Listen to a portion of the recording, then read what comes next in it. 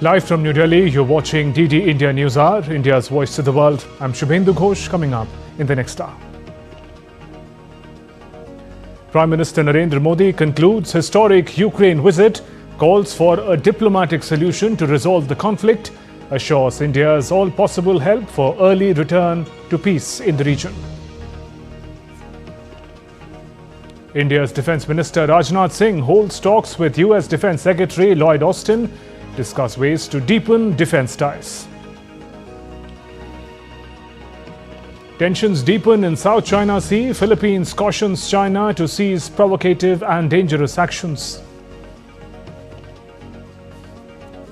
US President Joe Biden speaks to Egypt and Qatar leadership, discusses diplomatic efforts to bring Gaza ceasefire and hostage release deal to a conclusion.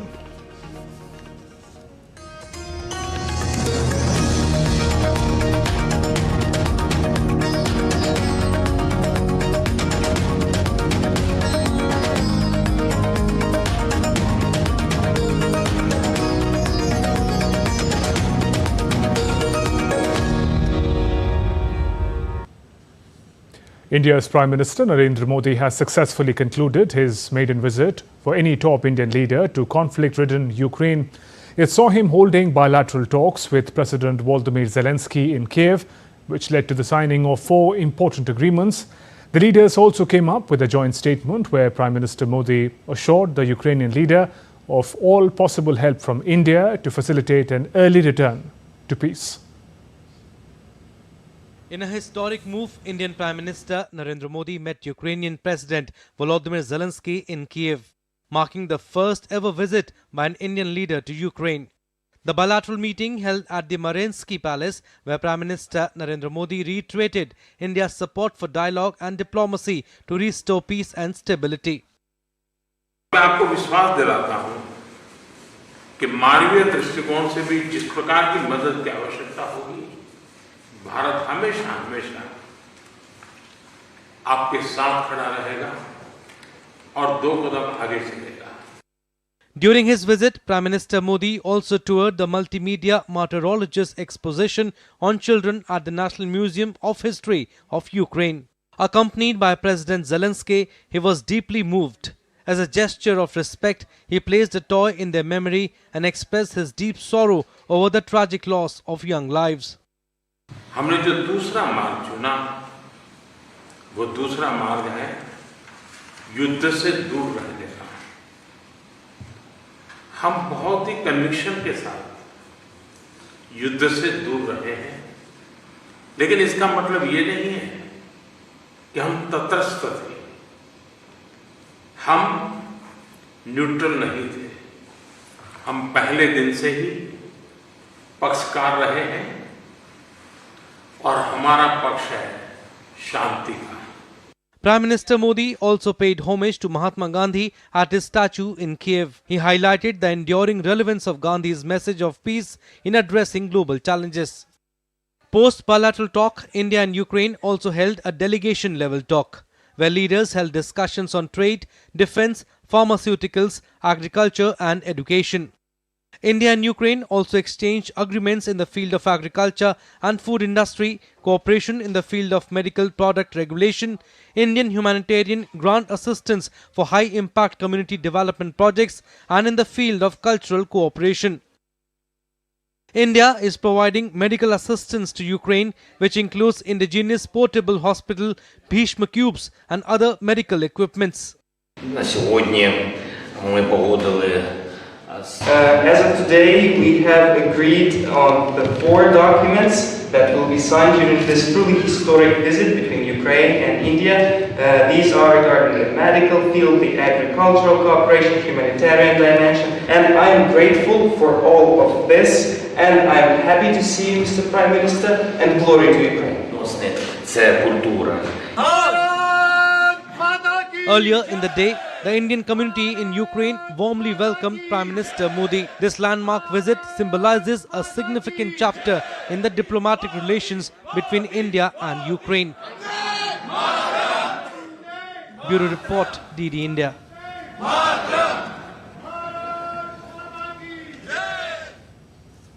Amid Prime Minister Modi's visit to Poland and Ukraine, take a look at Polish capital Warsaw's Curry King.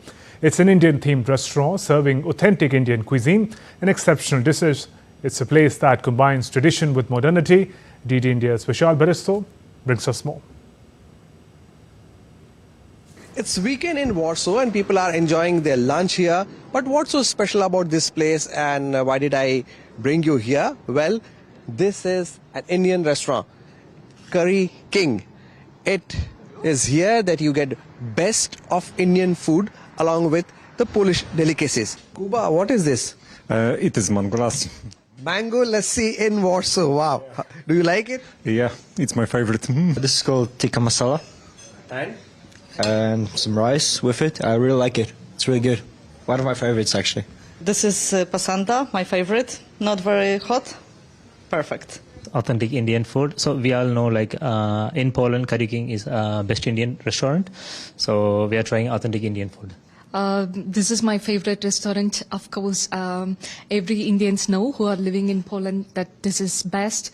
How proud do you feel when you get so much of recognition? I'm really so happy. Every year, almost, I got this award for our restaurant. So I'm so proud. So it is nice to see how people come here and through them, they get to know about India and they are the true ambassadors of India in Poland.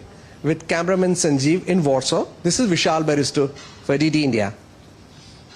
On to some other stories. India's Defence Minister Rajnath Singh, who is on a visit to the United States in Washington, D.C., interacted with leading U.S. defence companies at Defence Industry Roundtable.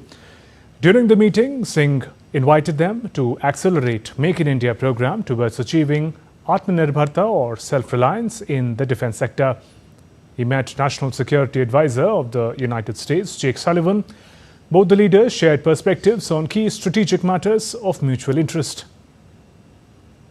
India's Defence Minister on Friday met US Secretary of Defence Llyod Austin and reviewed and discussed ways to further deepen existing defence cooperation between the two countries.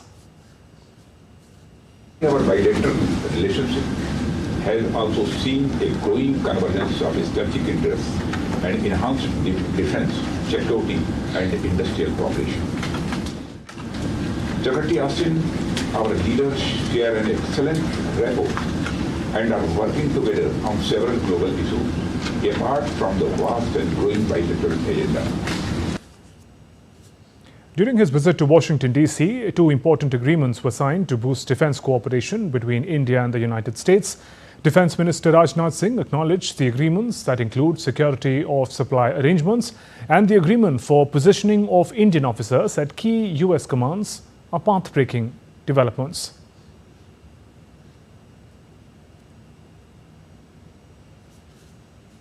US Secretary of State has approved a possible foreign military sale to Government of India of anti-submarine warfare sonobuoys and related equipment for an estimated cost of over $52 million. The proposed sale will support foreign policy and national security objectives of the United States by helping to strengthen the US-India strategic relationship and improving the security of a major defense partner, which continues to be an important force for political stability, peace and economic progress in the Indo-Pacific and South Asia regions. The proposed sale will improve India's capability to meet current and future threats by enhancing its capacity to conduct anti-submarine warfare operations from its MH-60R helicopters. India will have no difficulty absorbing this equipment into its armed forces. India's Prime Minister Narendra Modi will be visiting Jalgaon in the state of Maharashtra on Sunday to distribute certificates to some 1.1 million new Lakhpati Didis. Prime Minister will also talk to Lakhpati Didis who earn 100,000 rupees or more annually. Various schemes are implemented aimed at empowering women in the country. One such scheme that has attracted considerable attention is the Lakhpati Didi initiative, which aims to provide financial assistance to women entrepreneurs and help them achieve empowerment.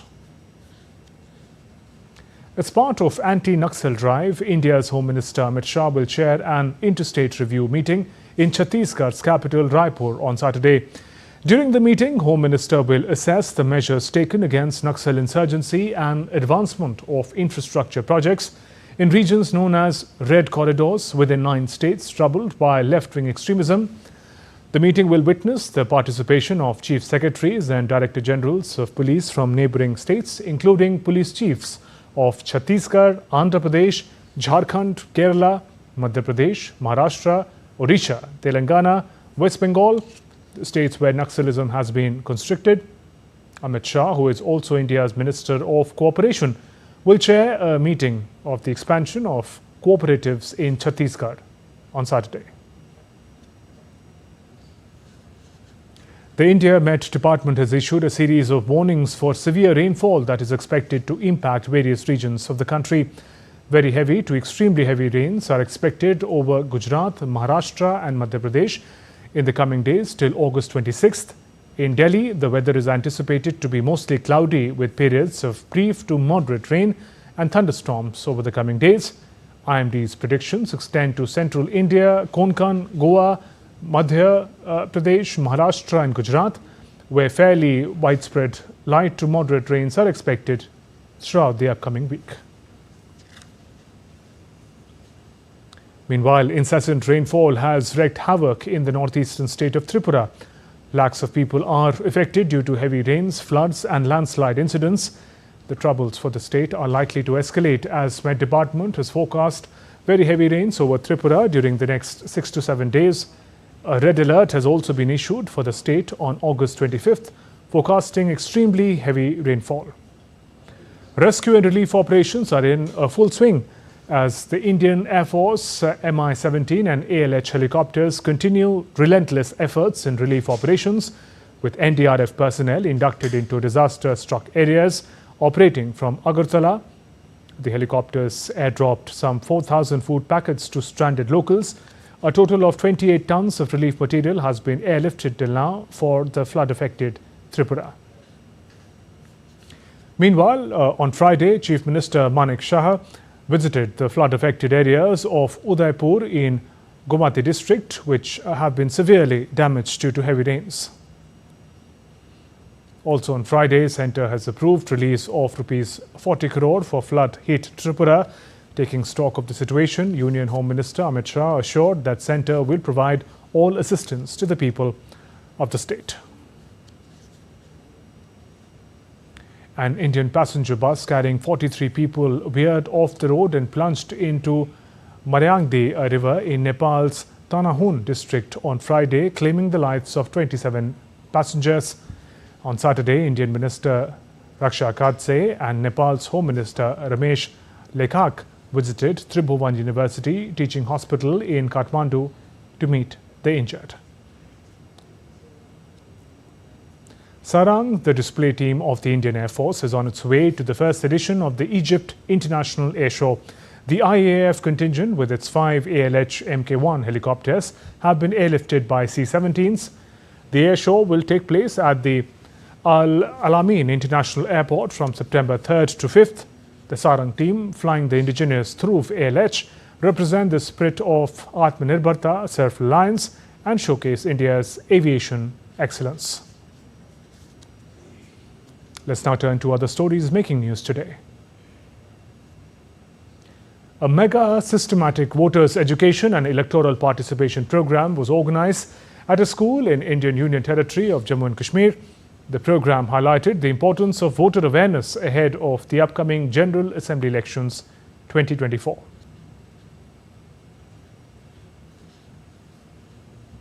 India successfully launched its first reusable hybrid rocket, Rumi-1, from South Indian state of Tamil Nadu using a mobile launcher. It carries 3 CUBE satellites and 50 PICO satellites into suborbital trajectory. The rocket was jointly developed by Space Zone India and the Martin Group. Aimed at assessing the preparedness and coordination of railway authorities and stakeholders during train accidents, a joint mock drill was conducted by Southern India's Trichy Railway Division and the National Disaster Response Force. To further enrich the biodiversity and protect butterflies, Coimbatore, a city in the South Indian state of Tamil Nadu, attracted visitors in the first butterfly park. The park features an 18-foot butterfly-shaped entrance, water management systems, environmental awareness galleries, butterfly life cycle signboards, a selfie point and a butterfly pond, among other attractions. Janmashtami is round the corner and preparations are underway across the country to celebrate the festivities marking the birth of Lord Krishna. This year, Krishna Janmashtami will be celebrated on August 26th.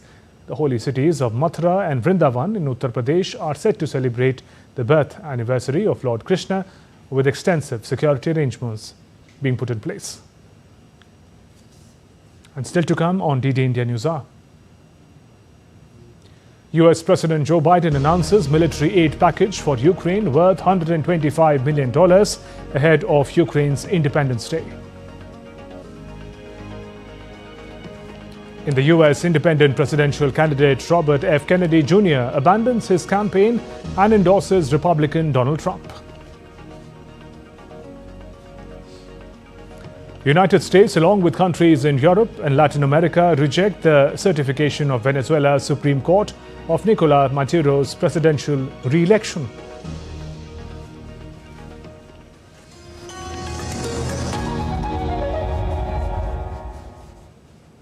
On the Voice of Global South this week, the Philippines stand up to China's bullying. An old, rusty warship of World War II vintage exposes chinks in the Chinese armor. From troubled past to promising future, a look at Timor-Leste's journey over the last 2 decades. And will there be a change of approach on climate change at COP29? Tune in at 7 p.m. IST and 13:30 hours GMT on Saturday, August 24, only on DD India.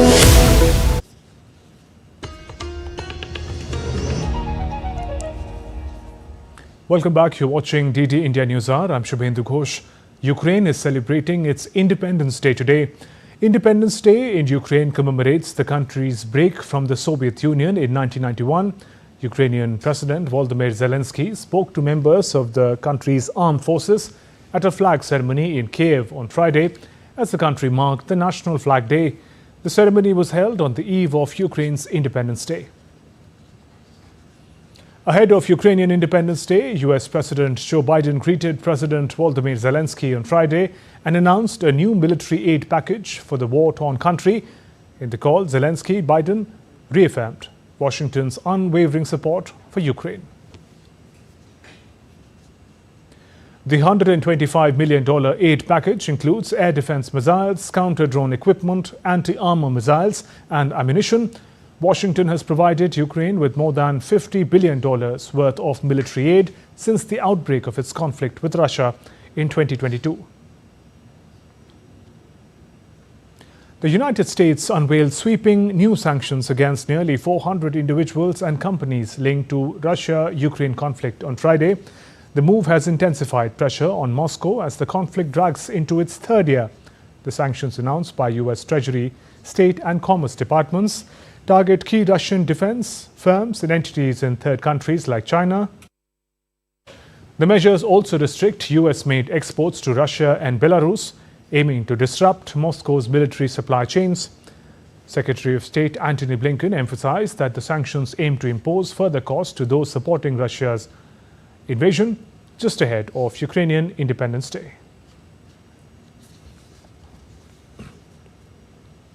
The European Union's top diplomat Josep Borrell has said that any reduction of military aid to Ukraine by Germany would be bad news. German government announced cuts to aid earlier this year after months of squabbling amongst the coalition partners. DD India's Giles Gibson has more from Brussels. Josep Borrell weighed in on Germany's future support to Ukraine during a conference in northern Spain. As well as commenting that plans to reduce aid are, quote, worrisome, he said that until now, without making a lot of noise, the strongest support for Ukraine has been Germany. Now, Borrell is due to step down as the EU's top diplomat later this year, with former Estonian Prime Minister Kaja Kallas in the process of being confirmed as his successor. However, even though he's in his final weeks in the job, his words do still carry some weight. In its draft budget released in July, the German government said that it will slash aid to Ukraine from about $8.5 billion this year to $4.5 billion next year. It's argued that that difference will be made up by a plan that was announced at the G7 summit earlier this year, essentially using frozen Russian assets in the West to fund Ukraine's war effort. Under that plan, Kyiv will receive a loan of $50 billion, which will be backed up by Russia's seized assets. However, at this stage, it's still unclear when that money will actually reach Kyiv. In the final statement at the end of the G7 summit in Italy, leaders pledged to issue that loan, quotes, by the end of the year. Earlier this week, German Chancellor Olaf Scholz insisted that his country, quotes, will continue to support Ukraine for as long as necessary. And while Germany has been the largest contributor of aid to Ukraine within the EU, members of the coalition have been pushing for fiscal consolidation in 2025. Giles Gibson in Brussels, reporting for DD India. In the United States, independent presidential candidate Robert F. Kennedy Jr. abandoned his campaign on Friday and endorsed Republican Donald Trump. He ended a presidential bid that he began as a Democrat, trading on one of the most famous names in American politics. It was unclear whether Kennedy's endorsement would help Trump in the upcoming November 5th elections. Kennedy said he would remove his name from the ballot in 10 battleground states likely to determine the outcome of the election and remain as a candidate in the other states. Kennedy said he met with Trump and his aides several times and learned that they agreed on issues like border security, free speech and ending wars. In my heart, I no longer believe that I have a realistic path to electoral victory in the face of this relentless, systematic censorship and media control. Oh, I want everyone to know that I am not terminating my campaign. I am simply suspending it and not ending it. My name will remain on the ballot in most states. If you live in a blue state, you can vote for me without harming or helping President Trump or Vice President Harris. In red states, the same will apply. I encourage you to vote for me. Meanwhile, former U.S. President and Republican presidential candidate Donald Trump thanked Robert F. Kennedy Jr. for his endorsement, calling him a great guy. We just had a very nice endorsement from RFK Jr., Bobby. I just want to thank everybody, and I want to thank Bobby. That was very nice. That was really very nice. That's big. He's a great guy, respected by everybody. In the latest from Venezuela, the United States, along with countries in Europe and Latin America, rejected the certification by Venezuela's Supreme Court of Nicolas Maduro's presidential re-election on Friday. The deputy spokesperson at the State Department, Vedant Patel, said the court ruling lacks all credibility and discussions should be held on respectful and peaceful transition. He also warned that continued attempts to fraudulently claim victory for Maduro will only exacerbate the ongoing crisis in the country, while Spain and Mexico continue to insist on a detailed breakdown of voting results. Venezuela's top court certified Maduro's disputed re-election to a third six-year term, which he welcomed as historic. Further, Maduro has called for the arrest of former Venezuelan presidential candidate Edmundo Gonzalez. Meanwhile, Venezuelan Attorney General Tariq Saab has said that Edmundo Gonzalez will be asked to testify about an opposition website where the voting data is posted. En las próximas horas. In the coming hours, the citizen Edmundo Gonzalez Urrutia will be cited by this public ministry on the basis of the ongoing investigation, so he can give testimony about his responsibility, where he declares himself responsible for the web page which is usurping the virtue and the jurisdiction that only corresponds to the electoral authorities. He will have to answer. He will have to come. The public prosecutor's office has the competence to summon the accused in an ongoing investigation to advance in the investigations. Al poder electoral venezolano. United Nations spokesperson Stefan Dujarric has said that UN Secretary General Antonio Guterres continues to call for complete transparency and respect for human rights. The Secretary General takes note of the decision taken by the Supreme Court. We understand that the National Electoral Council has still not released the election results by polling stations. The Secretary General continues to call for complete transparency in that regard, and he reiterates his call for the full protection and respect of human rights and continues to urge all parties to resolve any electoral disputes through peaceful means. And still to come on DD India News Hour. Aiming to garner multi-party agreement on a new government, French President Macron to hold second day of discussions with party leaders. Democratic Republic of Congo grapples with the highest number of Mpox cases, even as more than 1,000 new cases are reported in the past week. 2 puma cubs found by locals in Apurimac recovered by Peru's National Forestry and Wildlife Service.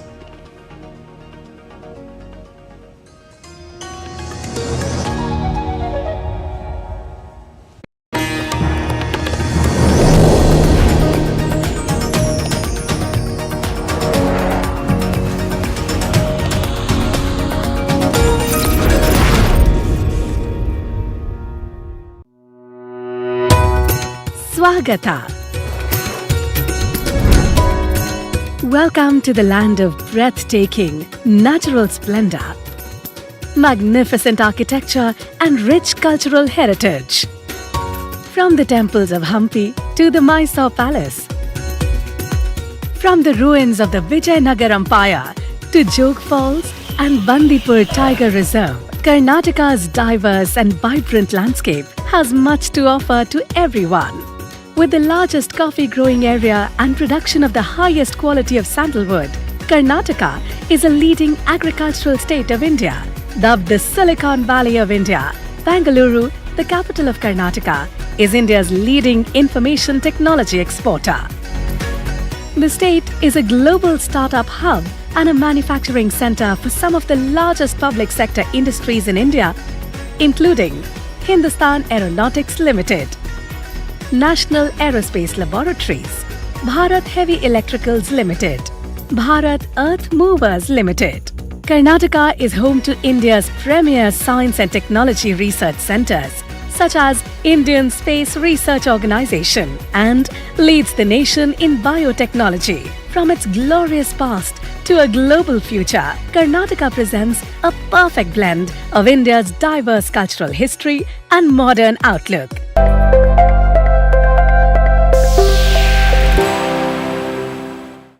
On the Voice of Global South this week, the Philippines stand up to China's bullying. An old, rusty warship of World War II vintage exposes chinks in the Chinese armor.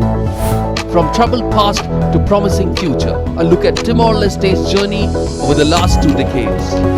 And will there be a change of approach on climate change at COP29? Tune in at 7 p.m. IST and 13:30 hours GMT on Saturday, August 24, only on DD.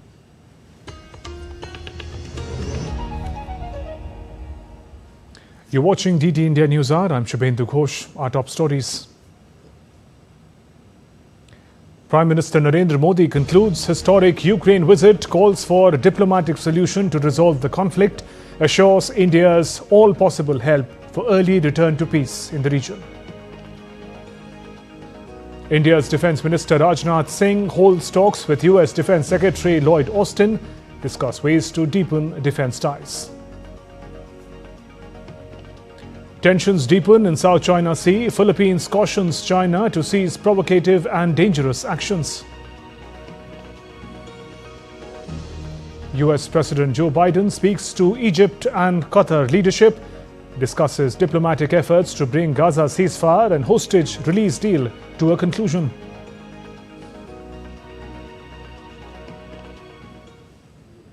US President Joe Biden held telephonic conversation with leaders of Qatar and Egypt on Friday, pushing for an elusive Gaza ceasefire for hostages deal. White House description of the call said Biden spoke to Qatar's Emir Sheikh Tamim bin Hamad Al Thani and separately with Egyptian President Abdel Fattah al-Sisi to discuss diplomatic efforts to bring the ceasefire and hostage release deal to a conclusion. Biden's conversations came after White House described talks in Cairo aimed at reaching a ceasefire as constructive and urged all sides to come together to work towards implementation of a proposed agreement.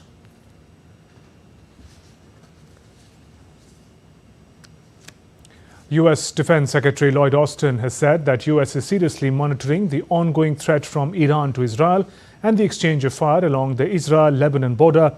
He spoke on Thursday with Israel's Minister of Defense, Yoav Gallant, reiterated the importance of a ceasefire deal and the release of hostages from Hamas. Caroline Malone reports from Washington, D.C. It's been 10 months since an attack by Hamas on Israel and a month since Israel purportedly killed a Hamas leader in Tehran. Iran has threatened to retaliate for that killing in its capital, but as yet no action has been publicly taken. The US has moved its military into position to help Israel with any possible defence, as it did in April when Tehran sent slow-moving drones and faster missiles towards Israel and was supported by the UK, France and other regional countries. Well, a peace deal between Hamas and Israel would help, but as yet nothing has been agreed. The US Middle East envoy Brett McGurk and CIA Director Bill Burns are in Cairo meeting Israeli security chiefs and Egyptian mediators. But there are sticking points, including that Hamas and Egypt don't want Israeli troops remaining in the area on the land near the Gaza-Egypt border near the Rafah crossing. Israel has said they want to keep troops there to make sure Hamas doesn't regroup or re-weaponize. But issues also remain over conditions to release Palestinian prisoners in exchange for the hostages. Well, in the meantime, the US is on alert for any possible moves from Iran, and hopes are fading of a deal. Caroline Malone in Washington for DD India.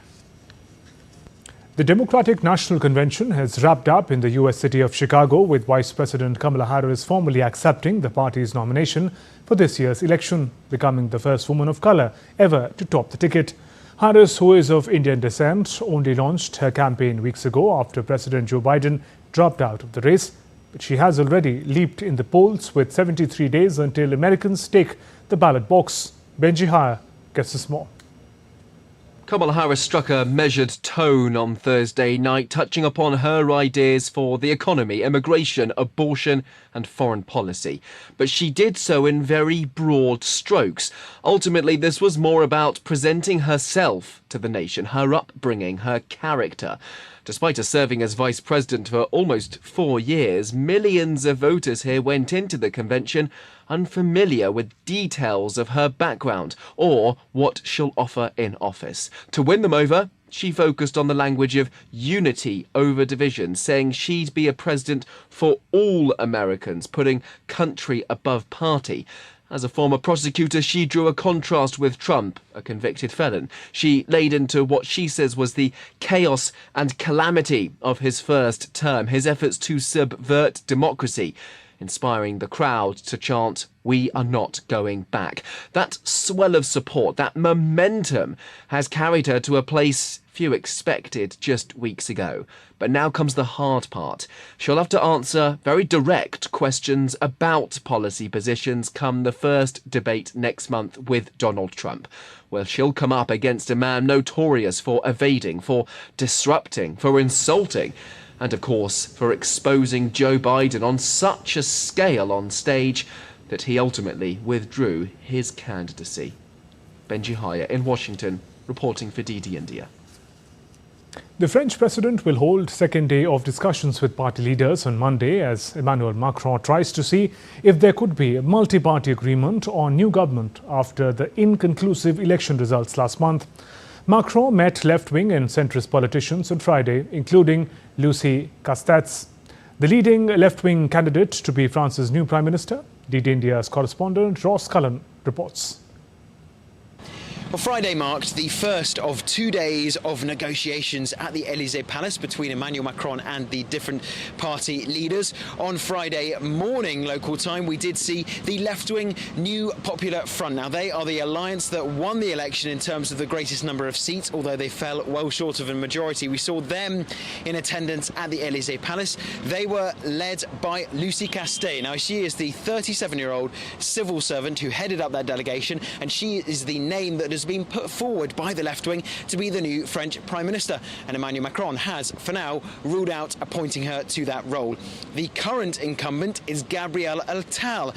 Now, the previous administration is remaining in place for now as a caretaker government. Emmanuel Macron saying he didn't want domestic political disruption when the eyes of the world were turned to Paris for the 2024 Olympics. But now that we have this gap in between the two games, he has gone for it and said it is time to act, although the left wing have said that Emmanuel Macron has been procrastinating. Now, what is going to happen on Monday is that the National Rally will be the next major party to attend these talks. The far right were projected to win the election on July the 7th, the second round of the election, but in fact they finished third, although they do have the greatest number of MPs in terms of single party in the parliament. Jordan Bardella, the party leader, Marine Le Pen, the party figurehead, will be there with Emmanuel Macron on Monday, but it does seem to be difficult to envisage how the left-wing alliance that won the election or Emmanuel Macron's centrists who came second could agree to work alongside the Nationalist Populist Party in a future coalition government. Ross Cullen in Paris reporting for DD India.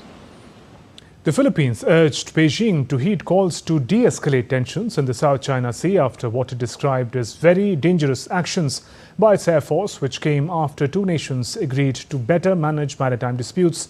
The Philippines called on Beijing on Saturday to immediately cease all provocative and dangerous actions after accusing it of unjustifiably deploying flares from China-occupied Subi Reef on August 22nd, while a Manila aircraft was conducting patrols. The same aircraft also faced harassment from Chinese jet fighter while it was conducting a surveillance flight near Scarborough Shoal on August 19th. A manhunt is underway after an attacker armed with a knife killed 3 people and seriously wounded several others at a festival on Friday in the West German city of Solingen. German media have reported an unidentified man knifed passerbys at random. The attack occurred at a festival to honor the town's 650th anniversary. The lone suspect is on the run. Special police forces have been deployed to active manhunt. The motive for the attack remains unclear. A former Florida sheriff's deputy was charged on Friday with manslaughter in the shooting deaths of a black man who responded to a knock on his apartment door. Former Deputy Eddie Duran, who was previously fired by the Okaloosa County Sheriff, was charged in May 3rd killing of Air Force Airman Roger Fotson in Fort Walton Beach. Authorities issued a warrant for his arrest on Friday. Fotson's family insists that Sheriff's deputy mistakenly targeted Fotson's apartment. They've pointed out that he was talking on phone with his girlfriend before the shooting and nobody else was inside the apartment. The killing was reminiscent of an unannounced police raid in Louisville, Kentucky in March of 2020 when police burst into the apartment of Breonna Taylor, a 26-year-old black woman who was an emergency medical technician, killing her. Police had obtained a no-knock warrant to raid the apartment, mistaking it for the home of a suspect. Africa manufactures only 3% of global supply of medical drugs, and so 95% of its medicine supplies are imported. This imbalance has led to the proliferation of fake medicines onto the continent, causing a major health crisis. In Uganda, efforts are underway to address this problem, as TT India's Leon Sesenjes reports. The illicit trade in fake medications is a major global issue, but it's particularly felt in Uganda. The country's rural areas are the most vulnerable because of the disease burden there, especially malaria. But if you look at the health center now today and you went to a health facility, 4 out of 10 of the patients at that facility, on average in Uganda, any day, 4 out of 10 are there because of a malaria visit. And in some districts, it's worse. In Uganda, researchers found that 19% of 74 sampled batches of malaria treatment in rural areas were of substandard quality. This will be about 74 million, over 70 million tablets that we picked. And if an adult takes about 24 tablets for each malaria case, then you see how many people would have been exposed to these medications.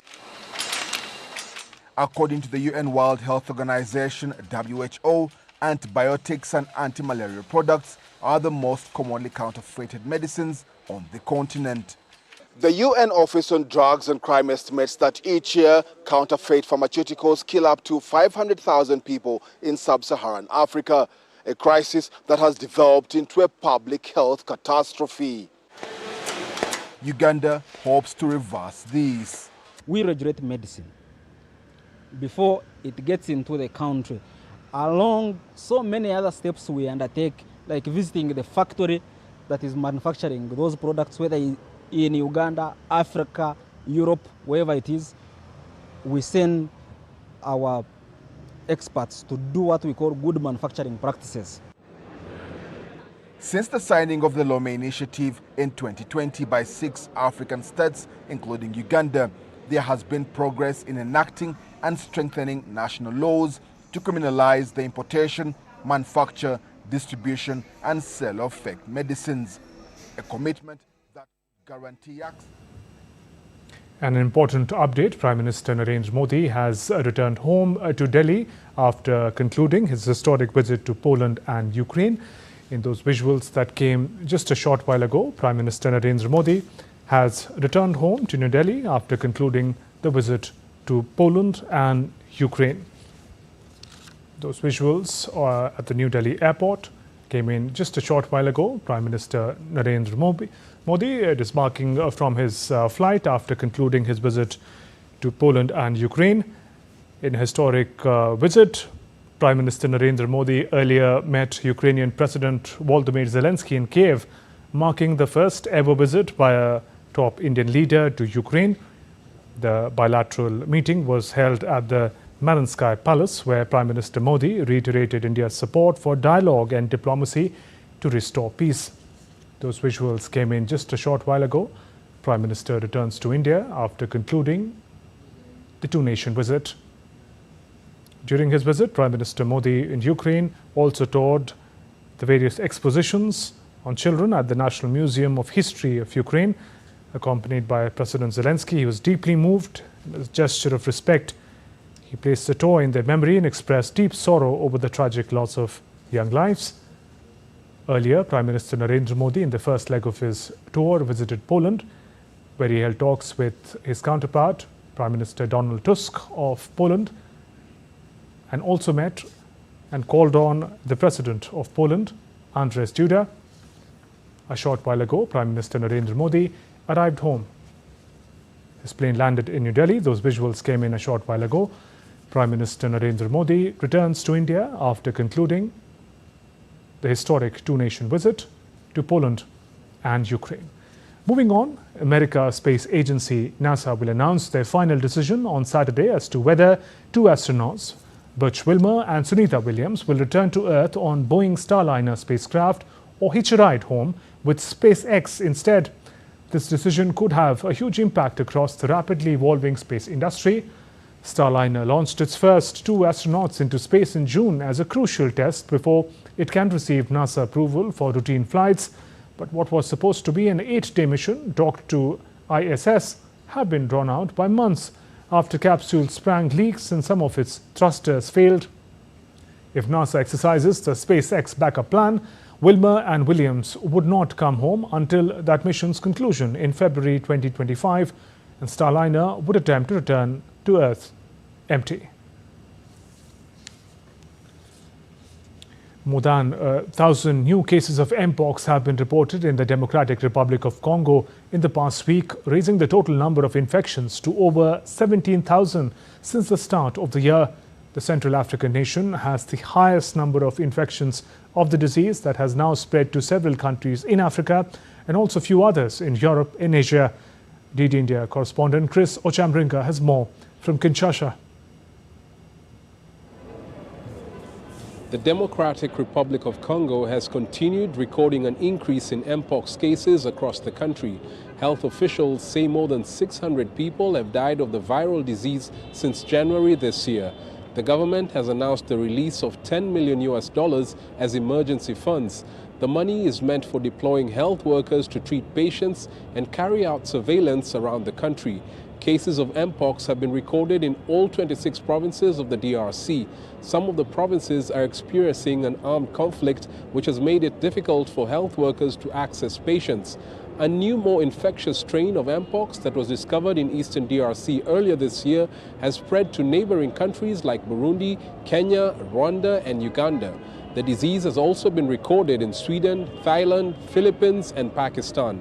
Last week, the World Health Organization declared the Mpox outbreak a public health emergency of international concern in order to mobilize resources and prevent it from spreading further. Chris Ochamringa in Kinshasa, reporting for DD India. After the devastating wildfires near Athens, residents expressed shock about blazes affecting areas that were previously seen as out of reach. The sense of a new reality driven by climate change is playing out in cities across southern Europe.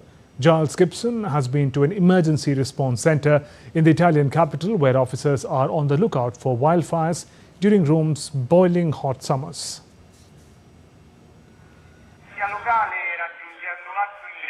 Every single day during wildfire season, Rome's Civil Protection Agency is on high alert. In close coordination with their colleagues at the fire department, officers are dispatched to the scene when there are reports of a new blaze. And when a call comes in, there's no time to waste, especially if you're just doing an interview. This officer is trying to establish if there's a new fire in one of Rome's suburbs, or if it's one they're already tracking. Getting the right teams where they need to be as fast as possible is a constant juggling act. On this screen we can see rescue operations, so firefighters who are engaged in combating all types of fires. In this way we can quickly and effectively guide the approximately 80 civil protection teams that on average operate in this territory to support the activities of the fire brigade in extinguishing the fires. Local residents are used to fires breaking out during the hot summer months. But the last few years have seen record-breaking temperatures in the Italian capital, significantly raising the threat of wildfires within the city itself. Last month, a fire scorched this hillside in the upscale Prati neighbourhood, forcing the nearby studios of national broadcaster Rai to be evacuated. It's a pattern playing out across southern Europe. This month's wildfire in Greece devastated suburban areas, and smoke also caused breathing difficulties in the capital itself. Back in the emergency response centre in Rome, there's a sense that it's becoming harder and harder to keep up. This anti-forest fire campaign is very severe, unfortunately, and we were expecting it a bit. The temperature trends have led to a very high number of fires. We have surveyed the situation and we're just halfway through the campaign against forest fires, almost 530 fires. So for emergency teams in Rome and across Italy, this wildfire season is far from over. Giles Gibson in Rome, reporting for DD India. Peru's National Forestry and Wildlife Service recovered 2 puma cubs found by a farming community in southern central city of Apurimac. The pumas were found in the deteriorating health condition and were taken to the veterinary faculty of local university.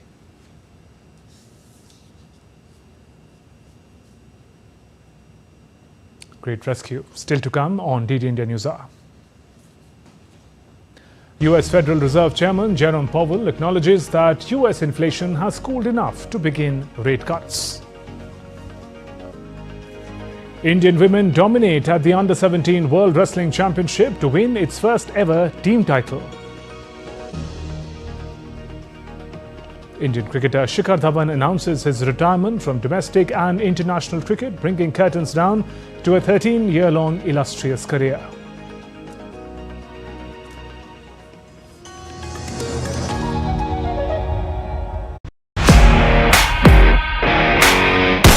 Double Olympic medalist Manu Bhaker is with us. You have achieved something which has never happened before. tell us how big are these medals for you? The value of the medal, I mean, coming from Tokyo, definitely it means a big deal for me. Tell us the role of the government also, Manu. Khelo India and top schemes are good. You also met Prime Minister Narendra Modi after you won the medals. Must have been a proud feeling to meet him. So I've met him a couple of times and it's always inspiring. It always motivates us.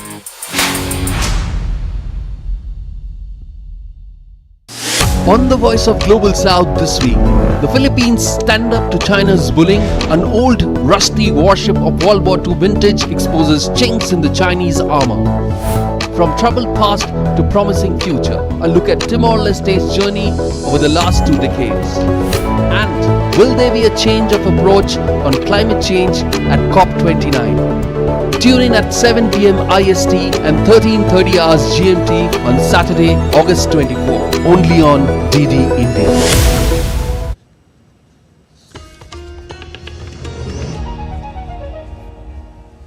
You're watching DD India News Hour. I'm Shubhendu Ghosh. The United States Federal Reserve Chairman has indicated that interest rate cuts are on the horizon. In a speech at the Jackson Hole Economic Symposium, Jerome Powell acknowledged that US inflation has cooled enough to begin rate cuts. However, there are still fears that a recession could be triggered as employment rises. Nick Harper reports from Washington, D.C. Jerome Powell, the Fed chair, has made his most definitive remarks to date to indicate that interest rates are coming. It now very much seems to be a case of when rather than if. He gave no precise timing of when that rate-cutting cycle would begin and no precise details of the size of the initial cut. The time has come for policy to adjust. The direction of travel is clear, and the timing and pace of rate cuts will depend on incoming data, the evolving outlook, and the balance of risks. Overall, the economy continues to grow at a solid pace, but the inflation and labor market data show an evolving situation. The upside risks to inflation have diminished, and the downside risks to employment have increased. As we highlighted in our last FOMC statement, we are attentive to the risks to both sides of our dual mandate. There was one small caveat as to the exact timing and pace of those cuts, saying that it would depend on incoming data, the evolving outlook, and the balance of risks. However, global markets don't like to be surprised by interest rate rises or cuts, and this seems to be the Fed chair very much trying to lay the groundwork to signal that these cuts will be coming. Now remember, the Federal Reserve here in the US implemented a very aggressive rate hiking policy, 13 rate hikes between March 2022 and July 2023, all of it to try and get inflation under control after it hit a 40-year high, topping 7%. Now, interest rates were raised to 5.25 to 5.5%. They've been there for more than a year. That is a 23-year high for interest rates, something that has certainly had an impact on the US economy. Part of that has been, of course, the calming of inflation. That has cooled. It's now down to about 2.5% from that above 7% high. But an unintended consequence is also that we've seen the labour market tighten as well. Increased interest rates mean that companies are often more reluctant to hire workers. So we have seen the unemployment rate rise, and that has risen concerns in recent weeks that the US could still be on course for a recession at some point in the next 12 months. The Fed Chair Jerome Powell thinks that is unlikely. He was indicating that he feels that the US is still on course for a soft landing as opposed to a hard landing and recession. All eyes will now be on the next Fed meeting, which takes place on the 17th and 18th of September, when we could finally see that long-awaited interest rate cut finally happening. Nick Harper in Washington, reporting for DD India.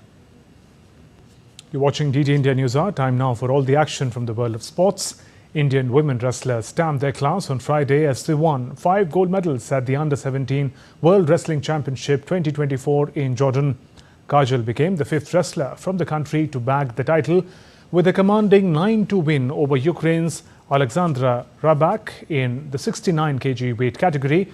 India dominated women's wrestling to win its first ever team title with 185 points. Indian women signed off with 8 medals, including 5 gold, 1 silver and 3 bronze. However, India's men's freestyle wrestlers could not replicate the success of their women counterparts, as none of the 5 grapplers in action could make it to semi-finals. Indian cricketer Shikhar Dhawan announced his retirement from domestic and international cricket on Saturday, bringing an end to a 13-year-long illustrious career. Dhawan last played for India in the ODI series against Bangladesh in December of 2022, before losing his place to Shubman Gill. The 38-year-old shared a long video message for his fans on his social media handles, thanking them for their love and support throughout his career. Dhawan scored 10,867 runs from 269 appearances, including 24 centuries and 55 50s, and remained one of the linchpins of Indian batting in the last decade. Double Olympic medalist Manu Bhaker speaks exclusively to DD India's Abhishek Mahajan. She talked about disappointment of Tokyo to the joy of Paris and what these medals mean to her. She also wants to change the color of a medal in Los Angeles Olympics in 2028.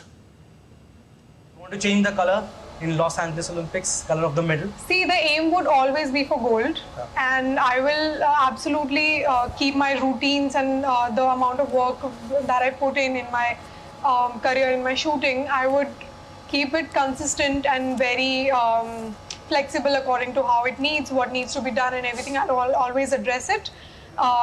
We never know what the future holds in for us, but I will always try my best, and I will try my best for the first place. And you can watch this exclusive interview with Manu Bhaker on Saturday at 7:30 p.m. IST or 1400 hours GMT. That's all for this edition of DD India News Hour. Let us know your thoughts on the news of the day. For those on the go, latest news and updates from India and across the world is available on DD India mobile app. The app is available on both Android and iOS platforms. Scan this QR code on the screen to download now. We'll be back with more news as it breaks here on DD India. I'm Shubhendu Ghosh from all of us here in Delhi. Thanks for watching DD India News Hour. Namaskar.